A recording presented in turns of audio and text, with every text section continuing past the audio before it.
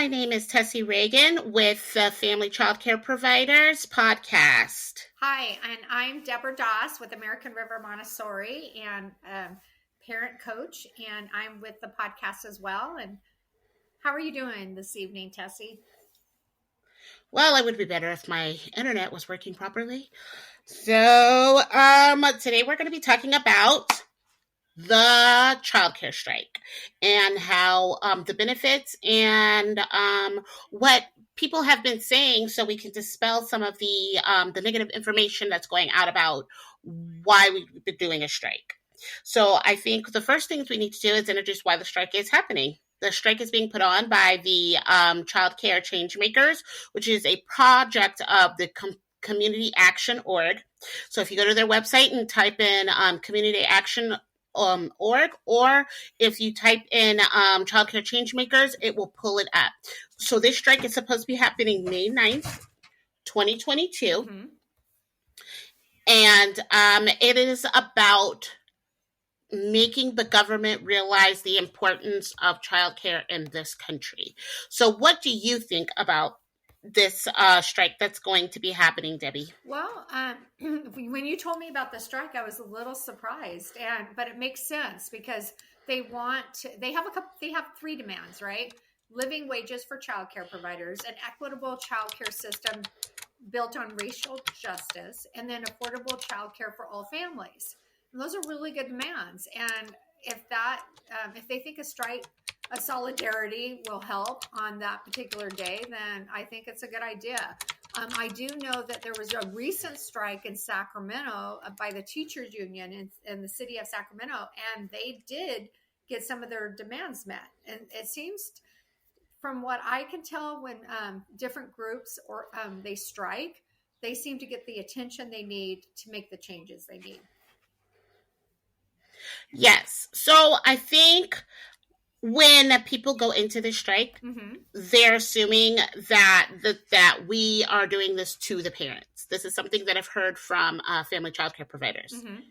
And trying to explain to them that this is not something that we're doing to parents. This is something that we're doing with parents.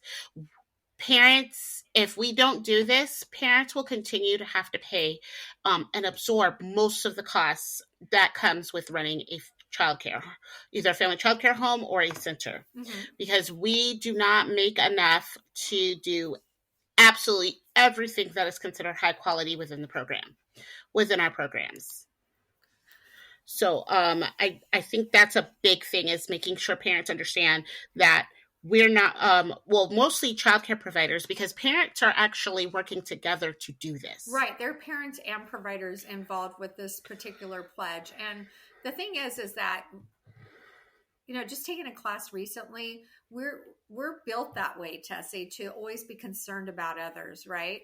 And so it's not surprising to me that some providers have that feeling. But the bottom line is this is ultimately going to help the parents, because right now they're already struggling to obtain affordable childcare. And by this strike, that could actually push forward the ability for parents to be able to finally get the support they need so they can get quality childcare. Yes. So what ends up happening is we have budgets. Mm-hmm. So many times our budgets, we have food costs, we have supplies for the children, right. We have, we're talking about upgrade trainings, we're talking about conferences. Mm-hmm. Many of the times we're talking a whole gamut of things: mortgages, water, electricity, brand new toys because the children have broken something in the class, natural wear and tear, sometimes not so natural wear and tear. And when it comes to stuff like that, all of that plus our pay, and then the pay for any employees we have, comes out of what parents are paying us. Right. unless they're given a huge break. And centers can't Well, afford to it's give interesting that you huge say breaks that because because they you need the encouraged me income to to work on pay my budget their and staff. my, where's We the are money, having a hard how much money time is getting coming people in, to how much money realize is that going out. no, A a lot of majority of the us money that's are going out is for staffing. using And then the we're getting second thing paid. We're is paying actually our supplies. employees, And we're paying our some of the things bills. you We're did not mention just was using this as insurance. It's fun money. I would required that love we if have this was insurance fun when we're money. running our business. And Love it. it's I have so many expensive. shoes I would love to And buy. then there's other things that, that we're paying for as well. Upkeep of the property. We have to make sure it's safe for the children at all times, right? For licensing. So there's a lot of money that goes out. And I think parents, they think they're just in such a need to have lower childcare rates that they think, oh, well, hey, can't you just take off $100 from my bill? Because after all, you and I are working out of our homes. Why couldn't we do that? And I had to explain to the parents that in order to keep my quality staffing, I have to have them pay their Right. tuition because Yes. I And can't do they it if I'm want giving so grace much from here us. and They're there and asking us to everywhere. have degrees. I'm They're not going to be asking able us to to pay have my staff, certificates. and They're my asking quality us to staff do is going to be off. all these And so upgrade that's trainings another and point. We are participate in different competing ways. But right then when now it's for time to staff. actually pay In order us to be able to keep them, we need or help support. us with these And the things, parents need they support. don't So provide I any think of we're the going to help see that would some be major needed changes. I mean, the to last do time there this. was An a major example of change this would be about the fact that childcare I was back just in World War flew II. to New I Orleans was for a doing some research conference, on that, and this today I think conference is very important. we're It's gonna the be food dealing with the same situation child where and I think the government's going to adult food realize they program need that's to run by the provide more government. support to the And a providers lot of and to these the people that are parents in going to order for us to this continue with the conference, workforce that they we are being need sponsored and their to get things are this being paid economy for moving forward. by their companies. Family childcare providers don't have anybody to really back us so that they can send us to these experiences. Not all states offer these things, so it's an equity issue when it comes to that type of thing. And it was so then we're in a catch-22 with this whole thing. But now because of this, we are seeing a mass. We are not getting a ton of extra money for this. Mm-hmm.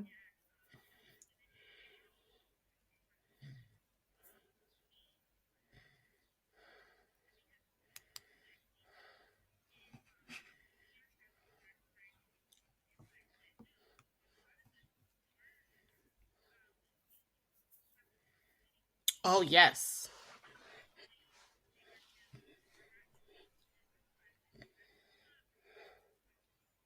Right. No, I think you make I think you make a good point, Tessie, that for women of color, they're getting a double hit. So the first hit was we don't get paid that much anyway. And then the second hit is that they're getting paid a lot less in some of the areas where they're working. And it's a shame because the government hasn't really done anything about that.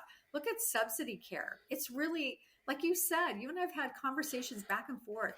There's not much that they provide in subsidy care. Why? I mean, if you're talking about quality, you have to put money into quality. It doesn't just magically appear, right?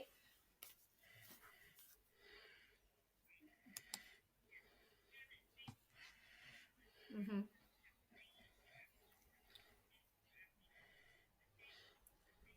Mm-hmm.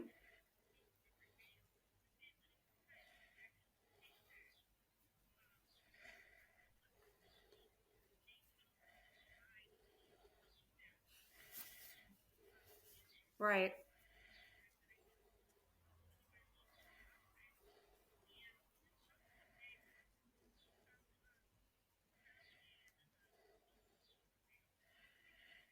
Mm-hmm. Yes. So I think one of the things that's important for parents to realize is that um, Oh my goodness. Wow. we have childcare has been around in some form in this country since its inception. We have, and a lot of the people that are involved in this field are women of color. And historically, women of color usually have a harder time getting pay raises, getting recognized, and women in general in this country have an issue with getting paid what they're supposed to be paid. And because this is a women-led field, it exodus from the Mm-hmm. field. People are now leaving the field because they don't have benefits, they are overworked, There are not, there's not enough resources. They're being asked $600 Right. if I was able to stay and attend the conference.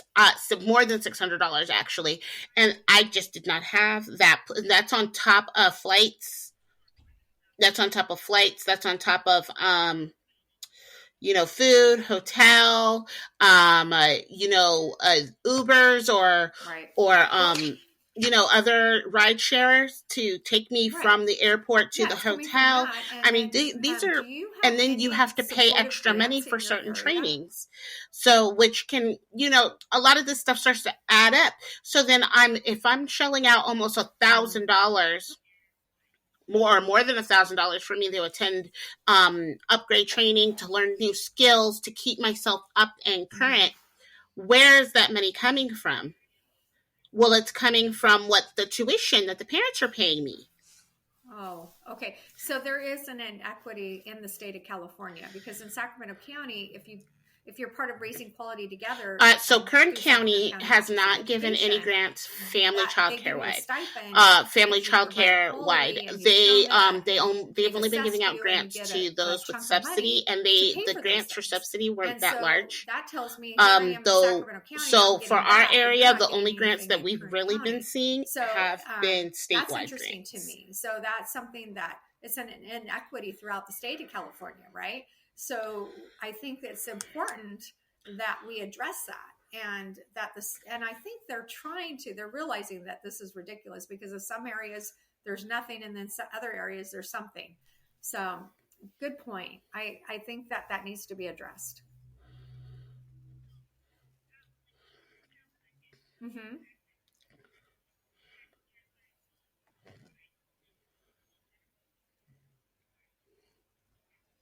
Right.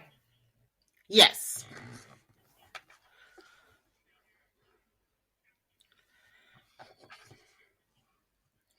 Mm-hmm. Mm-hmm. So, when you talk about budgets and the fact that we're doing partnerships, parents are involved with the strike. They want to see better living conditions for the people that take care of their children. They don't believe that their providers, their child care centers should be that they should be working and living in poverty. So the average family child care provider or child care center worker, they can't even afford to send their children to go into debt for education, but they're not being shown how that will benefit them as they move through their career, because some directors only get paid like 14.50 an hour. Oh, that is So so directors don't interesting. even directors aren't even on a salary in some places. Some places they say they're going to give them more, and they don't. I've been told that. I was in shock. And then I talked to another gal today. She worked at a center, and she could never make enough money. She said they rarely got a raise, and she just was so fed up that she went out on her own, because she felt like she would get more being on her own than working in a center. She said that today. Yes. So I'm sure if we looked at the stats, you're absolutely right. It's a very low paying profession, right? And typical when it's mostly women, that are in this field. So I'm not shocked by it, but I think our government needs to really look at those numbers and figure out how it's going to be, how are they going to be supportive of our industry, because they need us. If there's no one taking care of the kids, that's going to be a problem. Well, and that was part of the reason for the strike. Mm-hmm. I don't think people realize how important childcare, preschool, early childhood education, because all of it falls under the early childhood education umbrella. I don't think they realize how important this part of the career field is. Right. They assume that it's just babysitting. And you're talking about we help children with social emotional issues. I work with a mostly military population. Military children usually have high rates of anxiety. Mm-hmm. They have a lot of change that happens in their lives in short periods of time. Mm-hmm. They don't often they have harder time making friends because they're constantly moving around and having to make new friends. Mm-hmm. Like you have to go to training to understand how to deal with children, their families, and their traumas, right, and their different ways of life. And you're asking me to do these classes, you're asking me to do all of this, but there, you as a state and as a national government are not realizing that you're depending on me to provide parents with a service that I cannot afford to provide them with. right. Because if I can't afford to feed my family, how am I going to afford to feed other people's children as they come to me for education? Right. No, I hear you. I think, and yep. And I think it's really important that we address that. And I think that having our voices heard, as providers is critical because there are a lot of issues that need to be addressed. It's great that the state of California wants to provide universal preschool, but how are we going to ensure quality and how are we going to ensure that people in our profession are being paid, what they deserve? They have to be able to make a living. You can't just get low wages, and provide quality at the same time. Yeah. It doesn't work that way. No, because you can't they're asking for low turnover. I do believe that almost all rating systems, Mm-hmm. that is part of their rating system is that they want to make sure that you have low turnover within your program. Okay, so then how are you asking for low turnover and stuff, but you don't make grants available for us, you don't make anything available for us so that we can prevent our providers and our teachers from leaving the field. Right. I just heard about a center that's actually they're closing. They may have to close after May. All of their teachers but one is leaving. Okay, so I heard The something director else. and one teacher. A large corporate daycare. They actually are having issues with their staffing, so they're not accepting as many preschoolers and infants because they don't have the staff. I just heard about another. So I heard about another corporate daycare. Uh-huh. They actually had to shorten their hours. Oh. They just notified parents on like Friday that their hours starting Monday were no longer 7 to 6. They were only going to be open 7 to 4:30 Monday through Thursday, and then 7 to 3:30 on Fridays because they don't have enough staff. That's insane. They don't have enough staff to maintain the ratios that they're allowed to have. So this is not. People keep thinking that this is isolated. This is not isolated. This is happening all over the country. Right. We are getting ready to fall off the cliff with family childcare. With and we're not the only ones. Educators in the public school system, the middle school, the high schools, they are losing teachers. That's what I'm hearing. Teachers too. are not staying. Yeah, they're just. Yeah, they are leaving the field. Mm-hmm. They are overwhelmed. They're stressed out. They're not being paid enough, and they're being asked to work overtime. You can't keep asking so much of people and expecting so much and not be willing to give back. And we shouldn't have to ask parents who are already strapped. Right. I agree. To do something that's providing stuff. I think it's going to be a revolution. I think in regards to this, I mean, the fact that they're thinking about universal preschool, they're going to have to make some systemic changes to make that work. And they just are. And so I'm excited for that part. That'll be exciting because we need to have. So with universal preschool, one of the things that needs to be addressed is the fact that parents need the ability to have choices. So family childcare providers do need to be brought into that because not all children belong in large groups. Right. Oh, and if you leave that out, they added providers on that list, by the way. You're right. The execution matters. It just passed and it's now in appropriations. So they're going to be figuring out how it's going to be financed. And that's an important thing that we need to address, but we'll have to address that in another podcast. So back to the strike. So the strike, it's encouraging everyone, parents and providers, to have a day without care, right? So Yes. I guess you can go to that website and pledge that you're going to do that. Which, if they see enough people pledging to make a difference, then that could have an impact. Yes, we want to see change. We want there to be better quality of life for parents, and we want, and their children, and we want better quality of life for the people who take care of the children while the parents go to work. Most families cannot afford to live in a one family on one family income. Most families in America have to have two parent incomes in order for them to be able to survive. And we're not talking about to be able to do the fun stuff. We're talking about just being able to feed their families, to provide all of these things for their children. So right now, so if you have any questions, please go to the website. We want you to see. We want you to be able to look at the information, sign the pledge. Even if you can't close, posting something about the importance of family childcare, of center care, of daycare, period, childcare, preschool in America, and the benefits it's had for you, your family, and how you function in this society would be a huge help. The government needs to see who this is affecting.